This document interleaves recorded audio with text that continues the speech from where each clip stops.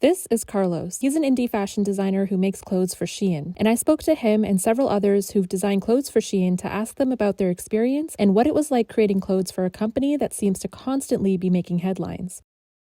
By now, Shein is a company that needs no introduction. You've likely shopped there, which is why you might have clicked on my video. And if you haven't shopped there, you've likely seen it in the news for its back and forth lawsuits with Temu, its poor impact on the environment, and its allegedly poor working practices. I mentioned all of these in a previous video I have up on my channel. If you're an investor, you may also recognize it as a company that's been rumored to go public for several years now. To many, Shein is synonymous with fast fashion, a term that in its simplest definition means rapidly produced, inexpensive clothing by mass market retailers in response to the latest trends. Shein has also made headlines for stealing the work of independent designers, like Cassie Ho, who's a famous YouTuber. Shein straight up just stole my pirouette skirt design.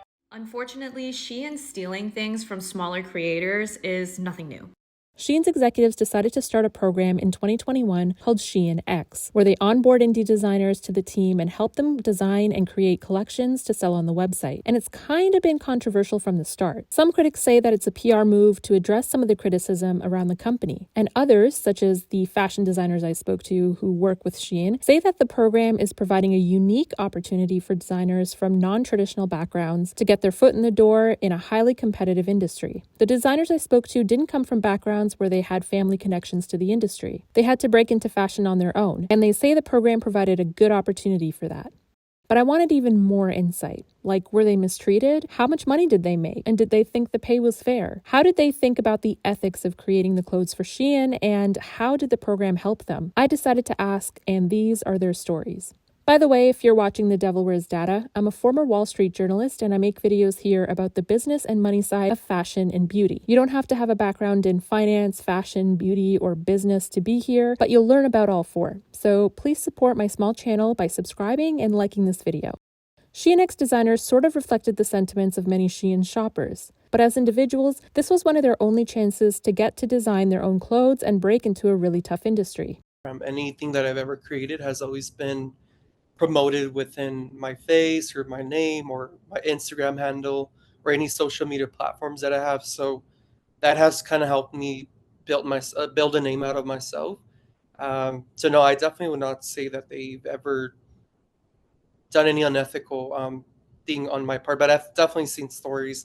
Carlos is from Los Angeles, where the competition to break into fashion is high. Of course, it's a very competitive world, so just kind of having like a very big brand that's kind of helping shift us in a direction where we want to kind of like be shifted towards too it's kind of like really inspiring. Carlos has been in Shein's designer program for 3.5 years, and he was recruited straight out of school. He's launched 4 collections with them, mainly focused on menswear. His 2022 spring-summer collection brought them over $60,000 to $70,000 according to Carlos. But he only got 10% of that. And only getting 10% of that, definitely that's kind of where you start questioning, like, okay, I'm doing something wrong here. I need to start negotiating. Carlos was able to negotiate 5% higher for further collections, but he said the main benefit of the program was going to exclusive events and building his network in fashion. The pay from the program wasn't enough for Carlos to do it full-time, so he has side hustles to supplement his income. The experience has been similar for Lydia. Lydia says she doesn't come from connections to the fashion industry, so the Shein program was her big opportunity to break into the industry. So I joined it because I saw they were partnering with designers around the United States to help them build a collection and put it onto the Shein website, which gives designers a larger audience that we normally don't have access to. She runs her own fashion line on the side and also has side jobs not in the fashion industry to supplement her income because selling clothes on the Shein platform isn't enough. But she says she doesn't mind. It is a lot because it's like, and I feel like people don't realize that it's a lot of people involved and everybody has to get paid. And even like I do designs outside of Shein, so even producing a design outside Shein, I still will not get the full like amount of money because I have to pay for materials, I have to pay for fabric, I have to pay for thread, or if I do hire another manufacturer, I have to pay for the manufacturer. So even if you do it outside of a program, you're not getting like the full 100% of the product. So if a shirt is cost $10, 9 times out of 10, you're not getting the full $10. Both Carlos, Lydia, and the designers that I spoke to offline said they weighed the ethical considerations of working for a company like Shein before doing the program, but that as a young designer, the benefits of being in the program outweighed the cons. Their designs aren't stolen by the company or uncredited, they're paid for their time, and they're building their resumes and network at the same time. For some, the pay in the Shein program is higher than the pay they'd get working in the entry-level fashion jobs.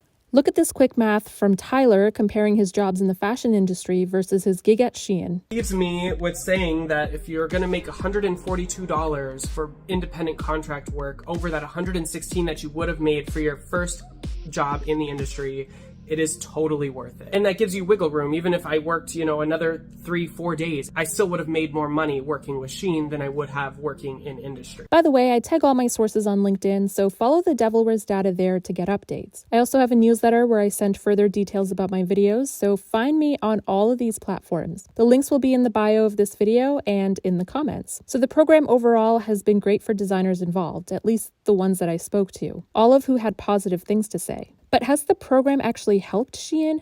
Let's look at the data. Shein told me that the program has grown to more than 4,600 designers, launching more than 41,000 original creations that you can buy off the website. They wouldn't answer questions regarding how much revenue has been generated from the program, but they did say they are continuing the program for many years. But has this helped their bottom line, including selling more Shein clothes since launching this program in 2021?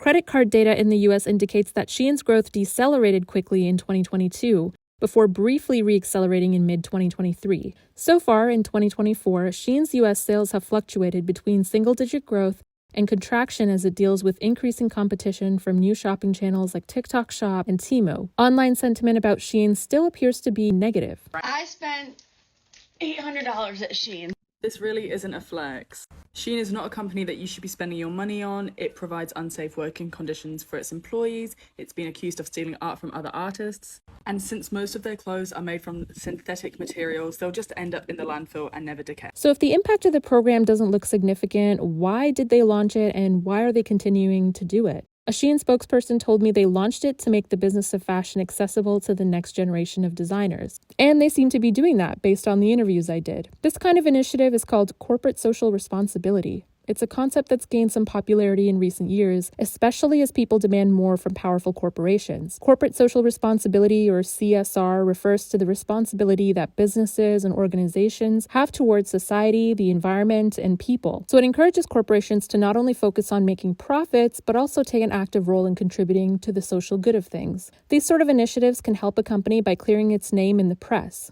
or by making its own employees feel good, or by helping company profits because they work as a great marketing tool. There are a lot of examples of corporate social responsibility in the fashion industry and beyond, like Rare Beauty's Rare Impact Fund to raise awareness and increase access to mental health services for young people, or Patagonia's efforts through 1% for the Planet program. Some argue that these programs are just performative, or that their impact rarely outweighs all the harm companies do to the world. Patagonia pledges 1% of sales to the preservation and restoration of the natural environment. Patagonia are exploiting the people who make their clothes. But according to data from one poll, a survey of 2,000 young U.S. adults showed that younger Americans feel brands need to be held to a higher standard. 80% are likely to base their purchases on a brand's mission or purpose. When shopping, many actively seek out brands that are eco-friendly or use naturally sourced ingredients. If you look at the bios of Instagram or TikTok influencers, sometimes it'll say things like, "I'm only partnering with ethical brands," or "only partnering with vegan brands."